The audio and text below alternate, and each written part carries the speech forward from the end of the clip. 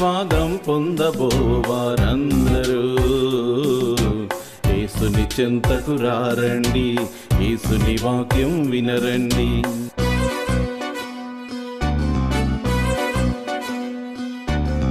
ఆశీర్వాదం పొందబోవారందరూ యేసుని చెంతకు రారండి, యేసుని వాక్యం వినరండి. యేసే నీ రక్షకుడు, యేసే మన రక్షకుడు, యేసే లోక రక్షకుడు అని గ్రహించి నడవండి, మేలులు పొందండి. ఆశీర్వాదం పొందబోవారందరూ యేసుని చెంతకు రారండి, యేసుని వాక్యం వినరండి.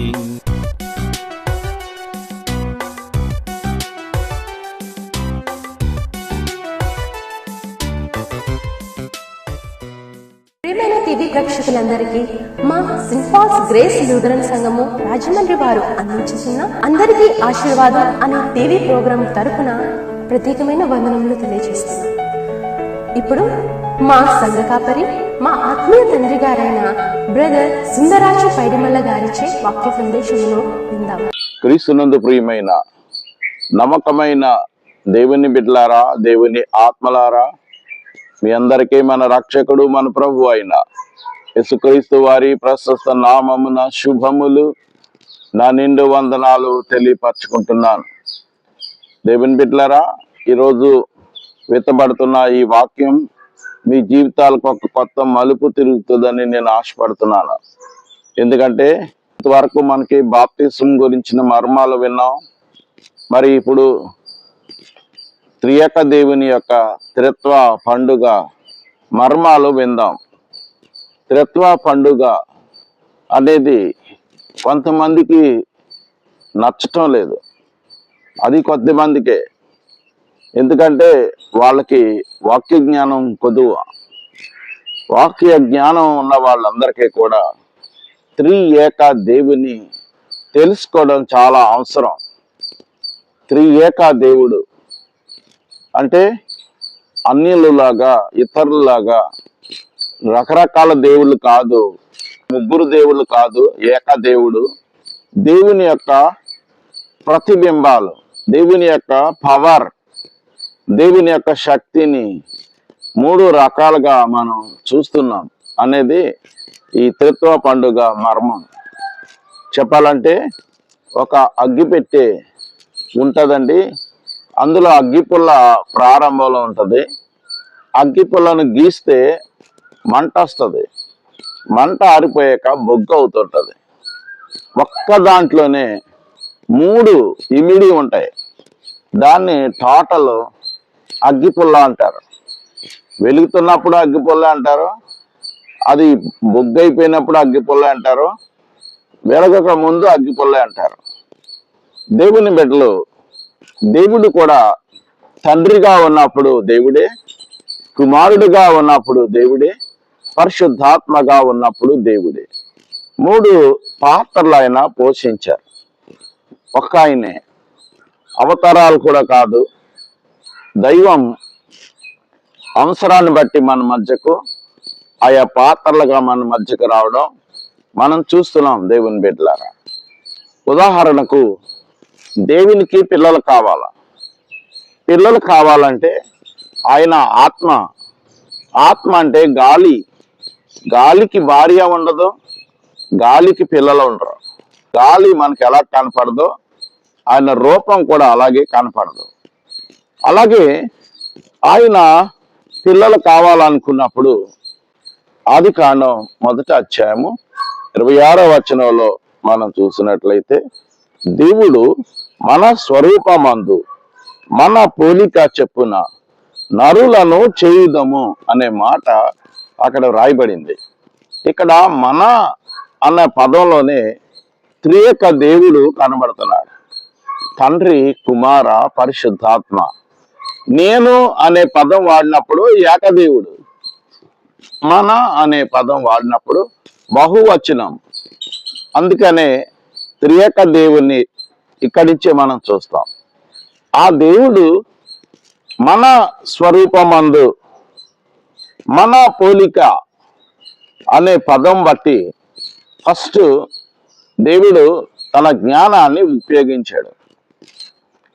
దేహాన్ని ముందు మట్టితో తయారు చేశాడు.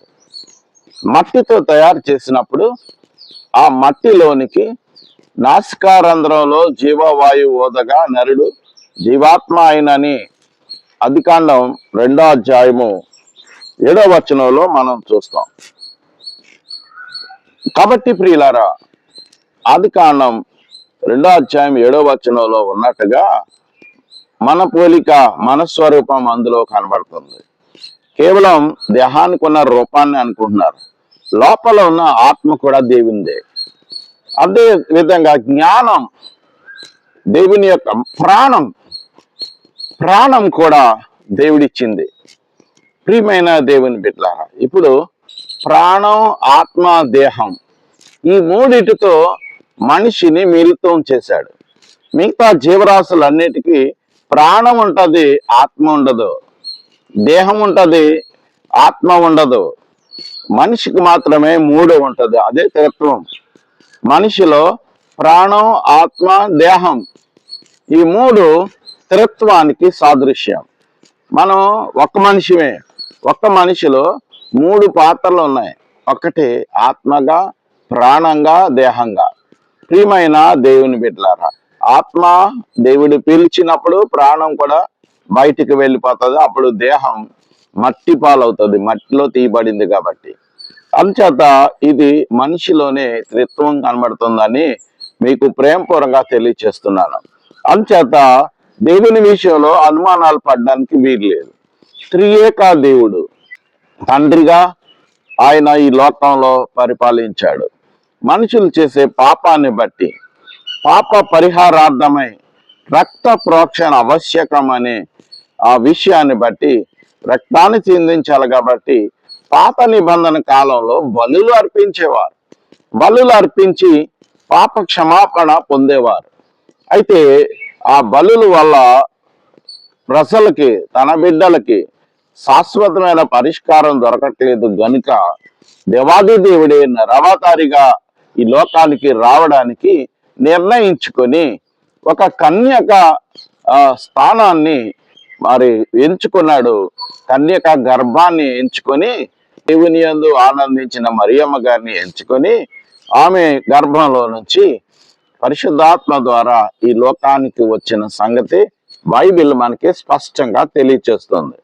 ఆయన రక్తాన్ని చిందించటం వరకు దేహం, మానవ దేహాన్ని కలిగి ఉండాలి. కాబట్టి గాలికి రక్తం ఉండదు కదా, గాలికి మరి ఏ విధమైనటువంటి చలనం ఉంటది కానీ, గాలికి చలనం ఉంటది కానీ గాలికి శరీరం, రక్తం ఉండదు, రక్త మాంసాలు ఉండవు. అందుకోసం రక్త మాంసాలతోటే మరి రక్త ప్రోక్షణ చేయాలి. కాబట్టి ఆయన నరావతారిగా ఈ లోకానికి రావడం జరిగింది. ఆయన ఈ లోకానికి రావడమే కాకుండా వచ్చిన తర్వాత బాప్తిసానికి ఆయన ముందుకొచ్చారు. విశ్వాసి బాప్తిసం అంటే నీకు తెలుసు, నమ్మి బాప్తిసం పొందిన వారు రక్షింపబడును అనే మాటను బట్టి నమ్మాలి, రక్షింపబడాలి అనే విషయం మనకు అర్థమవుతుంది. అయితే యేసుక్రీస్తు ప్రభు వారి విషయానికి వస్తే ఆయనకు బాప్తిసం అవసరం లేదు. ఆయనే రక్షణ ఇవ్వడానికి వచ్చాడు. రక్షణ ఇవ్వడానికి వచ్చిన వాళ్ళకి ఆ వాక్యాన్ని బట్టి బాప్తిసం అక్కర్లేదు. కానీ ప్రభు అయిన దేవుడు నరావతారిగా ఈ లోకానికి వచ్చాడు కాబట్టి ఒక సాటి మానవుడు ఏం చేస్తే మేలు కలుగుతుందో అనే ఉద్దేశంతో ఆయన ముందుకొచ్చాడు గనక మనకు నేర్పించడానికి ఆయన బాప్తిసం తీసుకున్నాడు. దేవుని బిడ్డలారా, ఆయన బాప్తిసం తీసుకున్నప్పుడు మత్తయి సువార్త 3వ అధ్యాయం 16-17 వచనాలు మనం చూసినట్లయితే, యేసు బాప్తిస్మం పొందిన వెంటనే నీళ్లలో నుండి ఒడ్డుకు వచ్చెను. ఇదిగో ఆకాశము తెరవబడెను, దేవుని ఆత్మ పావురం వలె దిగి తన మీదకు వచ్చుట చూచెను. మరియు ఇదిగో ఈయనే నా ప్రియ కుమారుడు, ఈయన యందు నేను ఆనందించుచున్నానని ఒక శబ్దము ఆకాశము నుండి వచ్చెను. ప్రియా దేవుని బిడ్డలారా, ఇక్కడ మనం చూసినట్లయితే ప్రభు నీళ్లలో నుండి ఒడ్డుకు వస్తే ఇదిగో ఆకాశము తెరవబడెను, దేవుని ఆత్మ పావురం వలె దిగి తన మీదికి వచ్చుట చూచెను అని ఉందండి. అంటే అక్కడ పరిశుద్ధాత్మ పావురం వలె ఆయన మీదకి దిగటం అందరూ కనపడుతుంది. ఆయన చూసినట్లుగా వ్రాయబడింది. దేవుని బిడ్డలారా, ఆయన మీదకి పరిశుద్ధాత్మ ఎందుకు రావాలా? ఆయనే పరిశుద్ధాత్మ, ఆయనే తండ్రి, ఆయనే కుమారుడు. ఆయన మీదకి ఎందుకు పరిశుద్ధాత్మ వచ్చిందంటే, ఓ విశ్వాసి, నీ మీదకి నా మీదకి బాప్తిసం తీసుకున్న వెంటనే పరిశుద్ధాత్మ వస్తుంది అని తెలియచేసే ఒక సూచన మనకి తెలియచేయబడుతుంది. అందుకే అపోస్తల కార్యాల గ్రంథం 2వ అధ్యాయం 38వ వచనంలో పేతురు భక్తుడు మనకి స్పష్టంగా చెప్తాడు, మీరు మారు మనస్సు పొంది పాప క్షమాపణ నిమిత్తము ప్రతివాడు యేసుక్రీస్తు నామమున బాప్తిస్మము పొందుడి, అప్పుడు మీరు పరిశుద్ధాత్మ అను వరము పొందుదురు. ప్రియమైన దేవుని బిడ్డలారా, ప్రతివాడు యేసుక్రీస్తు నామమున బాప్తిస్మం పొందుడి, అప్పుడు మీరు పరిశుద్ధాత్మ అను వరం పొందుదురు అని ఉందండి. పరిశుద్ధాత్మ వరం అంట మనం బాప్తిస్మం పొందుకున్న వెంటనే వస్తుందట. ఇది యేసుక్రీస్తుని బట్టి మనకు తెలుస్తుంది. ప్రభువారికి పరిశుద్ధాత్మ పనిగట్టుకొని పైనుంచి దిగొచ్చింది. ఎందుకంటే నీకు నాకు ఇలా జరుగుతుందని తెలియచేసే ప్రక్రియ అది. మనం చూసినట్లయితే యేసుక్రీస్తు ప్రభువారు పుట్టిన తర్వాత నుంచి బాప్తిసం పొందుకునే వరకు ఆయన ఏ అద్భుతాలు ఆశ్చర్యాలు చేసినట్టుగా మనకు కనబడతలేదు, రాయబడలేదు గ్రంథంలో. అంటే దాని అర్థం ఆయన కుటుంబానికి పరిమితం అయ్యాడు. కుటుంబ పోషణ. యోసేపు గారు ముందుగానే మరణించినట్లుగా మరి చరిత్రకారులు తెలియచేస్తున్నారు. ఆ బాధ్యత ప్రభువారి మీద పడినట్లుగాను ప్రభువారి ఆ కుటుంబాన్ని పెంచి పోషించినట్లుగా కనబడుతుంది. వాళ్ళు ఎదిగిన తర్వాత అప్పుడు దేవుని పనికి ప్రభువారు పూనుకొని ఆత్మవశుడై పరిశుద్ధాత్మతో నింపబడి కార్యాలు ప్రారంభించాడు. అప్పటి నుంచి మొదటి సూచక్రియ కానా వివాహంలో నీళ్లను ద్రాక్షారసంగా చేయటం. అక్కడి నుంచి తండ్రి కార్యాలు మొదలయ్యాయి. ఇప్పుడు మనం త్రిత్వాన్ని మనం ధ్యానం చేసుకుంటున్నాం కాబట్టి ఇక్కడ మనం చూసినట్లయితే యేసుక్రీస్తు ప్రభువారు బాప్తిసం పొందిన వెంటనే ఆయన మీదకి పరిశుద్ధాత్మ దిగి వచ్చింది పావురం వలె. ఎందుకు పావురం వలె దిగి వచ్చింది అంటే ఆయన పరిశుద్ధుడని తెలియచేయడానికి. ఇదే పరిశుద్ధాత్మ మేడగదిలో ఉన్న శిష్యుల మీదకి అగ్ని జ్వాలల వంటి నాలుకల వలె విభాగింపబడి వారి మీదకి వచ్చినట్లుగా కనబడుతుంది. దీనికి కారణం ఏంటంటే ఇక్కడ పరిశుద్ధుడు అని తెలియచేసే సూచనగా శరీరాకార పావురం వలె ఆయన మీదకి పరిశుద్ధాత్మ దిగింది. శరీరాకారమే పరిశుద్ధాత్మ అంటే. పావురం ఎలా దిగుతుందో అలా దిగింది. చాలా మంది పావురం రూపం పెడుతూ ఉంటారు, రూపం కాదు, శరీరాకారం. పావురం యొక్క స్టైల్ పద్ధతిగా దిగింది. పావురం ఎంత నెమ్మదిగా ఎంత క్రమంగా ఉంటుందో అంత క్రమంగా పరిశుద్ధాత్మ ప్రభు మీదకి దిగింది. అంచేత వాళ్ళ మీదకి అగ్ని జ్వాలల వంటి నాలుకలు ఎందుకు కావాల్సి వచ్చిందంటే వాళ్ళు అప్పటి వరకు కూడా బాప్తిసం పొందుకున్న అవిశ్వాసులు. పరిశుద్ధాత్మ ఉండి వాడుకొని వారు మనలాంటి వాళ్ళు. మనం కూడా ఇప్పుడు అదే సేమ్ పరిస్థితి. బాప్తిసం పొందుకొని పరిశుద్ధాత్మను కలిగి దాన్ని వాడడం రాక లోకాన్ని ధరించి పరిశుద్ధాత్మను పక్కన పెడుతున్నాం. నిజంగా లోకాన్ని మనం తక్కువగా పరలోకానికి ఎక్కువగా జీవించినప్పుడు పరిశుద్ధాత్మ మనలో పనిచేస్తుంది. ఇక్కడ అగ్ని జ్వాలల వంటి నాలుక వలె వాళ్ళ మీద దిగిన తర్వాత నుంచి వాళ్ళు దేవుని లాగా పని చేయడం మొదలు పెట్టారు. వాళ్ళు ఉన్న వాళ్ళు ఉన్న అవిశ్వాసం, వాళ్ళ బలహీనత అంతటిని కూడా కడిగి వేసినట్లుగా మనం చూస్తున్నాం ఈ పరిశుద్ధాత్మ.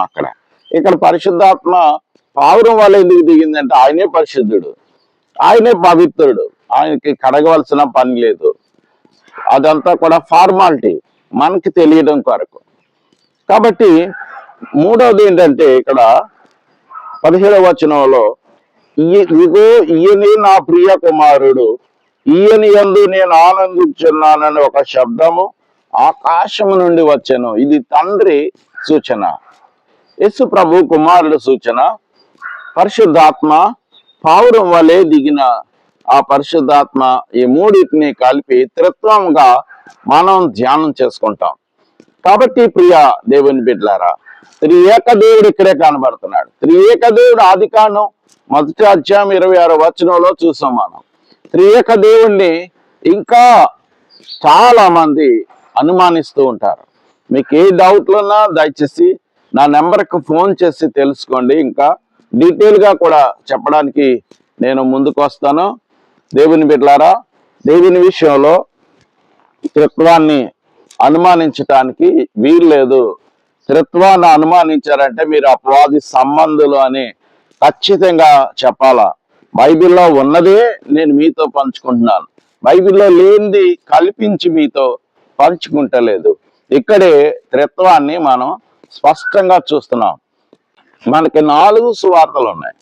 ఈ 4 సువార్తల్లో కూడా మనం చూసినట్లయితే ప్రారంభం యేసు పుట్టుక, ఎండింగ్ మరణం, పునరుద్ధానం, తర్వాత ఆరోహణం అవుట. ఈ మూడింటిని మనం చూస్తాం బైబిల్లో. సువార్తలు 4 సువార్తల్లో మనం చూస్తాం. మత్తయి సువార్త 28వ అధ్యాయం 16 నుంచి 20వ వచనం వరకు ఉన్న సందర్భాన్ని మనం చూసినట్లయితే 11 మంది శిష్యులు యేసు తమకు నిర్ణయించిన గలిలయలోని కొండకు వెళ్ళిరి. అంటే ఇస్కరియోతు యూదా లేడండి వాళ్ళు, అతడు చనిపోయాడు ఉరి వేసుకుని. మిగిలిన ఆ 11 మంది కూడా కొండకి వెళ్ళారట. వారు ఆయనను చూచి ఆయనకు మ్రొక్కిరి గాని కొందరు సందేహించిరి. సరే, మనకు తెలుసు తోమ గారు మరి డౌట్ పడినప్పుడు ఆయన గాయాల్లో వేలు పెట్టి చూడమంటే అప్పుడు చూసిన తర్వాత నా ప్రభువా నా దేవా అని పశ్చాత్తాపడి ప్రార్థన చేసినట్లుగా మనం చూసాం. ఇప్పుడు చూద్దాం 18వ వచనములో. అయితే యేసు వారి వద్దకు వచ్చి, పరలోకమందును భూమి మీదను నాకు సర్వాధికారము ఇయ్యబడి ఉన్నది, కాబట్టి మీరు వెళ్ళి సమస్త జనులను శిష్యులనుగా చేయుడి. ప్రియమైన దేవుని బిడ్డలారా, క్రైస్తవ్యం యొక్క కాన్సెప్ట్, క్రైస్తవం యొక్క ఉద్దేశం ఇక్కడ స్పష్టంగా కనబడుతుంది.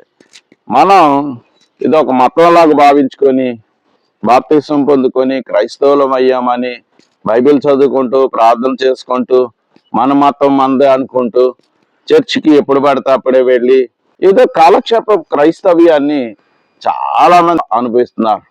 క్రైస్తవ్యం ప్రపంచంలో అతి పెద్దది అని అందరూ చెప్పుకుంటారు. క్రైస్తవ్యం పెద్దది కానీ క్రైస్తవులు ఎక్కువే కానీ నిజ క్రైస్తవులు ఈ వాక్యాన్ని ప్రకారంగా జీవించే వాళ్ళు అరుదుగా ఉంటారు. ఇక్కడ చేయవలసిన పని ఏంటంటే, నువ్వు చర్చికి ఎందుకు వెళ్ళాలంటే కోచింగ్ సెంటర్ చర్చి. దేనికి కోచింగ్ అంటే నిన్ను పరలోకానికి నడిపించడానికి, నీ తోటి వారిని పరలోకానికి తీసుకెళ్లే కోచింగ్ సెంటర్ చర్చి. ప్రార్థన నీ ఇంట్లో చేసుకోవచ్చు, బైబిల్ని ఇంట్లో చదువుకోవచ్చు. నీకు వాక్యాలు కావాలంటే టీవీలోనూ, ఈ రోజున సెల్ ఫోన్లో అన్నిట్లో, ఒకప్పుడు ఇవి లేవు, అప్పుడు తప్పనిసరిగా చర్చికి వెళ్ళవలసి వచ్చేది. ఇప్పుడు అన్నీ ఉన్నాయి. అయినా నువ్వు ఎందుకు చర్చికి వెళ్ళాలంటే చర్చిలో పరిశుద్ధుల సహవాసం. మీరు అక్కడికి వెళ్ళి పవిత్రపరచుకోవడానికి బెతస్సా కోనేటి లాంటిది ఆత్మశుద్ధికి మందిరానికి వెళ్ళాల. వెళ్ళిన తర్వాత ఈ వాక్యాలు విన్నాక నువ్వు చేయవలసిన పని ఏంటంటే, మీరు వెళ్ళి సమస్త జనులను శిష్యులుగా చేయుడి. అదే ఆజ్ఞ ఆ రోజున శిష్యులకి ఇచ్చాడు. ఈ నీకు నాకు మనమే ఇప్పుడు ఆయన శిష్యులం. మనం ఏం చేయాలా? అక్కడ విన్న వాక్యం కొంతమందికన్నా చెప్పాలి, ఇంటికి వచ్చి నీ వీధిలో వాళ్ళకన్నా చెప్పాలా, నీ తోటి వాళ్ళకి చెప్పాలా. ఎవరు చెప్తున్నారు దేవుని బిడ్డలారా? అసలు ఆ ప్రక్రియ ఎవరైనా ప్రారంభిస్తారా? ఏ చర్చిలోనైనా కొద్ది మంది వేళ్ళతో లెక్క పెట్టాలా. వాక్యం విని వచ్చి ఇంట్లో నా భర్తకు చెప్తారు, చర్చికి రాని పిల్లలకు చెప్తారు. కొద్ది మంది మాత్రమే ఇలాంటి పనులు చేస్తున్నారు. కనీసం నీ వీధిలో వాళ్ళకు కూడా నువ్వు వాక్యం చెప్పలేని దౌర్భాగ్య స్థితిలో దాని పేరు స్వార్థం అంటారు. క్రైస్తవ్యానికి స్వార్థానికి చుక్కెదురు. కానీ అపవాది నీలో ఉండి క్రైస్తవ్యాన్ని ముఖంలో చూపిస్తూ నీ లోపల సాతాను క్రియలు చూపిస్తున్నాడు. ద్వంద్వ జీవితానికి నన్ను వాడుకుంటున్నాడు. వినండి, ఈ వాక్యం విన్న తర్వాతైనా మీరు మొదలెట్టండి. ఏ వాక్యం వింటావో అది నీకు నచ్చితే వెంటనే ఎవరో ఒకరికి చెప్పడానికి మొదలుపెట్టు. అది క్రైస్తవ్యంలో ఉన్న ప్రత్యేకత. ఎవరికైనా చెప్పాలా. ఇది మోక్షానికి మార్గం. ఈ మార్గాన్ని మాత్రం ప్రచారం చేయాలి. ఇది క్రైస్తవ్యం మతం కాదని అందరికి తెలుసు, కానీ మతాల్లో లెక్కించి ఇది మతం కింద భావించుకుంటారు. దేవుని బిడ్డలారా, దేవుని పిల్లలం మనం. గతంలో చెప్పాను, మరలా చెప్తున్నాను, మనం దేవుని పిల్లలం. దేవుని పిల్లల్లాగా ప్రవర్తిస్తే మరి దయ్యం పిల్లలు అందరూ కూడా దేవుని పిల్లలుగా మారుతారు. అందరూ దేవుని సృష్టే. దయ్యం పిల్లలు ఎవరో భూమి మీద లేరు, కానీ సాతాను చేత పీడింపబడినప్పుడే వారు దయ్యం పిల్లలు అవుతున్నారు. అందుకే దేవుని బిడ్డలైన మనం బ్రతకాలి, ఎదుటి వారిని బ్రతికించాలి. అది క్రైస్తవ్యం. మనం దేవుని శిష్యులు అవ్వాలా, ఎదుటి వారిని దేవుని శిష్యులుగా చేయాలా. అలా చేయాలంటే నీ బుద్ధులు ముఖ్యం, నీ బోధ ముఖ్యం కాదు.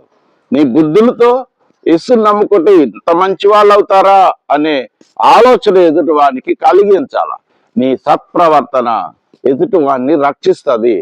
అంచేత నువ్వు ఎదుటి వాడిని శిష్యులుగా చేయవలసిన పని నీకుంది. దేవుని బిడ్డలారా, యేసుప్రభు వారు చెప్తున్నారు, తండ్రి యొక్కయు కుమారుని యొక్కయు పరిశుద్ధాత్మ యొక్కయు నామములోనికి వారికి బాప్తిస్మం ఇచ్చుచు. దీన్ని చాలా మంది కాంట్రవర్సీ చేస్తూ ఉంటారు. యేసుప్రభు వారు త్రియేక దేవుని జ్ఞాపకం చేశాడు. తండ్రి యొక్కయు కుమారుని యొక్కయు పరిశుద్ధాత్మ యొక్కయు అనే పదంలోనే, ఆ నామంలోనే త్రిత్వం ఉంది. త్రియేక దేవుడు ఉన్నాడు. దీన్ని చాలా మంది బాప్తిస్మానికి పేతురు గారు యేసునామములో అన్నారు, యేసుప్రభు వారేమో తండ్రి కుమార పరిశుద్ధాత్మ అనే నామములో అన్నారు. ఇలాంటి కాంట్రవర్సీని చాలా మంది పైకి తీస్తున్నారు. విశ్వాసి, నీకు కావాల్సింది బాప్తిస్మ, కానీ ఇందులో కూడా అన్ని ఉంటాయి. యేసునామంలోనే తండ్రి ఉంటాడు, కుమారుడు ఉంటాడు, పరిశుద్ధాత్మ ఉంటాడు. అలా చెప్పినా పర్వాలేదు, ఇలా చెప్పినా పర్వాలేదు. అంతేగాని అదే కరెక్ట్ ఇదే కరెక్ట్ అనే వాదాలు దయచేసి ఉండకూడదు. ఏదైనా మనిషిని నరకానికి తప్పించే ప్రక్రియ మీద దృష్టి పెట్టాలి, కానీ బైబిల్లో భూతద్దాలతో చూసి మరి కోడిగుడ్డుకు వెంట్రుకలు తీసేటట్లుగా సామెత చెప్తారు. అలాంటి వారుగా మనం ఉండకూడదు. ఈ రోజున చాలా మందిలో సైతాన్ అదే చేస్తుందండి. బైబిల్లో ఎక్కడో ఒక ముక్క తీసుకుంటున్నారు, ఆ ముక్క పట్టుకొని వేలాడుతున్నారు. మొత్తం సారాన్ని వదిలేసి ఇదే కరెక్ట్ అంటున్నారు. యెహోవా సాక్షులు అని, లేకపోతే ఇంకొకరు బయలుదేరుతున్నారు. బయలుదేరి బైబిల్ని వక్రీకరించి మనుషుల్ని నరకానికి తీసుకెళ్ళడానికి ఇష్టపడుతున్నారు. విశ్వాసి, ఈ వాక్యం వింటున్న నీవు దయచేసి తండ్రి కుమార పరిశుద్ధాత్మ నామమున యేసునామమున అన్నిట్లో అన్ని ఉంటాయని గుర్తు పెట్టుకోవాలని మీకు ప్రేమపూర్వకంగా తెలియజేస్తున్నాను. దేవుని బిడ్డలారా, ఇక్కడ మనం చూసినట్లయితే, మీకు ఏ సంగతులను ఆజ్ఞాపించుతునో వాటినన్నిటినీ గైకొనవలనని వారికి బోధించుడి. ఇదండి బైబిల్లో ఉన్న సంగతులు పాటించమని బోధించాలట. పాటించిన వాళ్ళకి మోక్షం, పరలోకం. పాటించిన వాళ్ళకి నిత్య నాశనం, నరకం. ఎవరికి తెలీదు? నమ్మిన వారికి రక్షణ, నమ్మని వారికి శిక్ష. అందుకే దేవుని బిడ్డలు, నమ్మడం అనేది ఎంత ముఖ్యమో నమ్మిన దాన్ని ఆచరించడం ఇంకా చాలా ముఖ్యం. ఆచరించకపోతే మనం క్రైస్తవులం కాదు. నేను చెప్పాను, సేవకుడా నీ దివ్యపాత్ర అభినయం అనే ఒక ఆర్టికల్ మీకు అందించాను. అందులో పైకి ఒక భక్తుడిగా, వెనకాల ఒక సాతాను శక్తిగా అనేకులు పనిచేస్తున్నారు. అవి దేవునికి ఇష్టం ఉండదు. బయట ఎలాగున్నామో లోపల అలాగ ఉండాల. బోధ ఎలాగుందో బ్రతుకు అలాగ ఉండాల. బ్రతుకుని సరిదిద్దుకుంటేనే బోధించాల.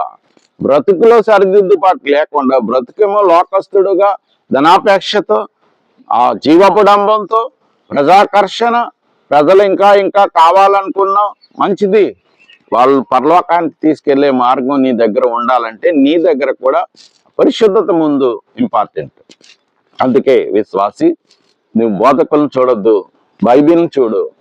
బోధకులు యేసుక్రీస్తు ప్రభువారు కాలంలో కూడా శాస్త్రులు పరిచయాల విషయంలో గుడ్డి పరిచయుడా అనే పదాన్ని దేవుడు వాడారు. మీరు బరువులు పెడతారు కానీ మీరు వేలుతో కూడా దాన్ని మొయ్యరు, ఎదుటివాని మీద బరువులు పెడతారని విమర్శ ప్రభు చేశాడు. ఇంకా చెప్పాలంటే వాళ్ళ బోధలు వినండి, బోధల ప్రకారంగా చేయండి, వాళ్ళను చూడొద్దు అని కూడా యేసు ప్రభు వారు చెప్పాడు మనకి. వాళ్ళ యొక్క స్థితిని చూడొద్దు అన్నాడండి దేవుడు, వాళ్ళ బోధల్నే చూడమన్నాడు.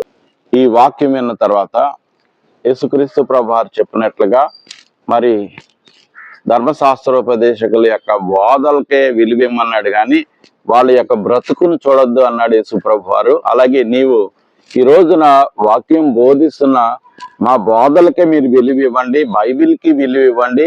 బైబిల్లో ఉన్న వాక్యాల్లా జీవించి త్రియేక దేవుడైన తండ్రి, కుమార, పరిశుద్ధాత్మ త్రియేక దేవునిని ధరించి ఆ దేవుని యొక్క బుద్ధులతో బ్రతుకుతూ అనేకులను రక్షించి అనేకులను శిష్యులుగా చేసి మీ జీవితాలను వెలిగించుకోండి.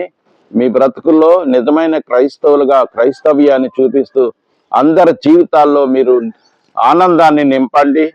మనం ఈ లోకానికి వెళ్ళిన తర్వాత ఆత్మల్ని దేవుడు అడుగుతాడు, ఎన్ని ఆత్మలు తీసుకొచ్చావని అడుగుతాడు. కానీ నువ్వు ఎన్నిసార్లు బైబిల్ చదివావు, ఎన్నిసార్లు చర్చికి వెళ్ళావు, ఎన్నిసార్లు మరి ప్రార్థన చేసావు, ఇవన్నీ దేవుడు అడగడు మనల్ని. మనం రక్షింపబడిన తర్వాత ఎదుటి వాళ్ళని రక్షించాలంట. మనం రక్షింపబడిన తర్వాత ఎదుటి వాళ్ళని రక్షించాలంట. సమస్త జనుల్ని శిష్యులుగా చేయాలట. అందుచేత క్రైస్తవులారా, దేవుని బిడ్డలారా, మీరు నిజమైన క్రైస్తవులు అయితే ఈ రోజు నుంచి ఈచ్ వన్ క్యాచ్ వన్, ఒకరిని రక్షించండి. వాళ్ళని హిందువుల్ని మతం మార్చడం, ముస్లిమ్స్ మతం మార్చడం కాదు, వాళ్ళ యొక్క బుద్ధుల్లో పరిశుద్ధతను ఇవ్వడం, వాళ్ళకు ఉన్నటువంటి లోక సంబంధించిన ఆశలను తొలగించి పరలోకకు సంబంధించిన బుద్ధులు ఇవ్వడమే యేసు ప్రేమ. అంచేత ఈ ప్రేమ అందరికీ పంచండి. త్రియేక దేవుని ధరించండి. త్రియేక దేవుని విషయంలో ఎలాంటి భేదాలు ఎవరు చెప్పినా వినకండి. వాక్యం ఎంత స్పష్టంగా చెప్తుంది కనుక ఈ వాక్యానికి విధేయులై దీవెన పొందుకోండి. పరిశుద్ధాత్మ దేవుడు ఈ వాక్యం విన్న మీకు, మీ కుటుంబాలకు సదా దీవెన దయచేయను గాక. ఆమేన్. ప్రార్థన చేసుకుందాం. ప్రార్థన. ప్రేమగల తండ్రి, పరిశుద్ధుడా యేసు ప్రభువా, నీ బంగారు పాదాలకు నిజమైన వందనాలు, స్తోత్రాలు చెల్లిస్తూ రక్షక విత్తబడిన వాక్యం 30దంతలుగా 60దంతలుగా 100ంతలుగా ఫలింపచేసి ప్రతి ఒక్కరి జీవితాలు చిగురింప చేయండి. త్రిత్వం విషయంలో ఒక్క భేదం ఎవరికి రాకుండా సహాయం చేయమని తండ్రి వాక్యం విన్న వారిని ఖచ్చితంగా దీవించు తండ్రి. తండ్రి వీరికి ఏది అవసరమో ఎరిగి సహాయం చేయండి. ముందుగా వీరి పాపాలు క్షమించండి, దోషాలు మన్నించండి, ప్రతి వ్యాధి రోగాన్ని స్వస్థపరచండి. నాయన మనసులో ఉన్న కోరికకు జయమనివ్వండి. ఎన్నో ఆశలతో బిడ్డలు చూస్తున్నారు, ఆశలు చిగురింప చేయమని ఆశీర్వదిస్తూ యేసునామాన ప్రార్థిస్తున్నాను పరమ తండ్రి. ఆమేన్.